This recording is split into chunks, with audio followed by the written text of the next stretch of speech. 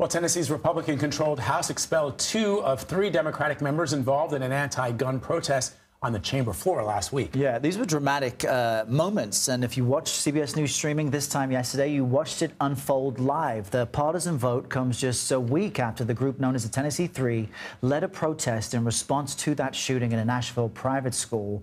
The 3 exited the House chamber together on Thursday, but the results of the split vote are drawing accusations now of racism from all corners of the country. You see, Republican legislators voted to expel Representatives Justin Jones and Justin Pearson, who were both black. However, Representative Gloria Johnson, who is white, survived by a single vote. The group says this decision is an attack on democracy.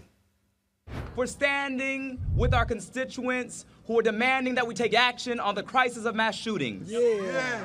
We said we want a ban on assault weapons. They said we're going to assault democracy. Sometimes to get from the periphery in the back of the house, you got to go to the well of democracy and demand that democracy be true for everybody.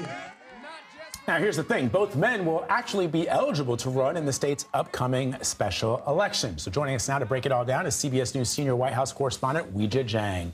Weijia, good to see you. So we heard from the White House yet in response to yesterday's decision in Tennessee?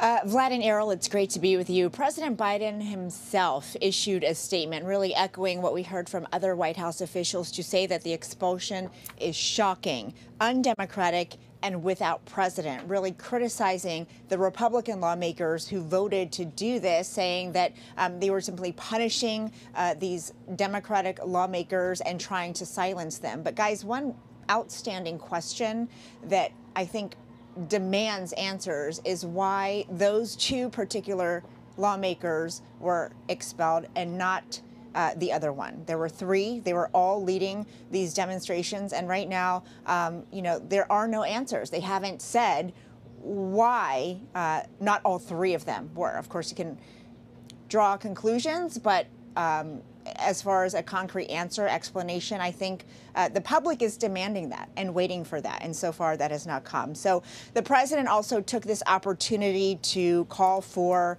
gun reform once again. He called on Congress to do more because when this happened, he admitted that he had already used all of his executive authority, in his words. And he was saying that the burden is really on lawmakers to do something. But as we have seen time and time and time again, they are just unable to reach a compromise up on Capitol Hill when it comes to assault weapons bans. Now, they've come to other compromises in terms of stronger background checks and trying to put more burdens on the people who sell guns. But in terms of a ban that the president is calling for, it doesn't look like that's going to move anytime soon. Yeah. We should just say, Errol and Weijia, as you know, that while the rest of us are wondering why perhaps they made that decision to expel those 2 men, Gloria Johnson, the one who survived, basically said because it was racism. Those are her words. It may have to do with the color of their skin, and it would be interesting to find out that one flip vote, right? Why did that one legislator vote for the 2 black men, Democrats, to be, of this Tennessee Three, to be expelled and not her? Weijia, let's also talk about the economy. We know the White House is kind of characterizing what's happening now as positive signs in a challenging economy. We know that the U.S. labor market added only about 236,000 new jobs. So talk to us more about how the unemployment rate falls into that and how the White House is effectively spinning it.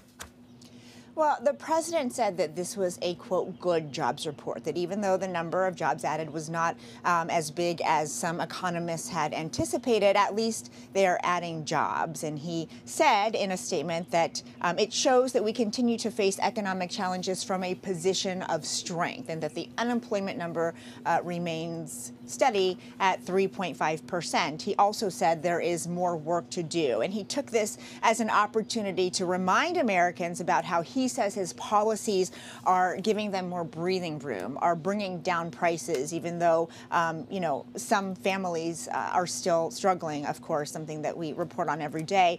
He also took this as an opportunity to criticize Republicans in Congress because so far there has not been any movement on raising the debt ceiling, which, of course, we continue to monitor because that would have catastrophic impacts on the economy. And the Republicans, namely House Speaker Kevin McCarthy, has said that he we'll only have that conversation if it is linked to spending cuts, which the president has refused to do. So in his statement, he also talked about how quote, extreme MAGA Republicans in Congress are threatening to wreak havoc on our economy with debt limit brinkmanship. So that is certainly something we are watching, and that's what the president is reminding people of today.